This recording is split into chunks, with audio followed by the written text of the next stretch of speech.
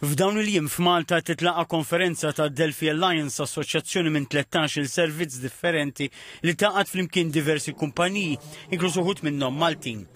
Ma' TVM News il-kap eżekuttiv tal-Alleanza Christos Christodoulou qal li l-għażla ta' Malta kienet proprja x'il-pajjiż huwa ċentru ta' negozju. We wanted to combine the fact that internationally Malta is recognized as a business hub, and on the other hand that we have significant members that they can provide these services to the international clients. Malta has a very famous regime in terms of taxation, in terms of business, gaming and other services. Ma' TVM News tkellem ukoll John Caruana, Compliance Director tal-kumpanija Maltija A2CO, waħda mill-kumpaniji membri tal-Alleanza.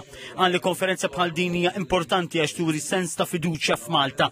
Żied jgħid li din il-konferenza qed titlaqqa Malta fi klima ekonomika pożittiva. Bħalissa l-klima hija waħda tajba, qed naraw ħafna tkabbir fix-xogħol.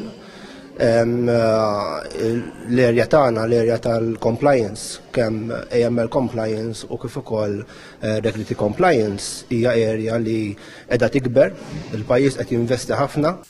Is-Sur Caruana qal li l-effiċjenza tal-FIAU, l-MFSA u r-Reġistru Malti tal-kumpaniji tgħin biex Malta tikkompeti f'dan is-settur li jfakkar li riesaq lejn tibdil notevoli b'aktar kumpaniji jaqgħu taħt ir-regoli ġodda. Waqt il-ftuħ tal-konferenza f'San Ġiljan, il-Ministru għall-Ekonomija u Intrapriża Silvio Xkembri qal li s-saħħa ta' Malta hija fl-innovazzjoni.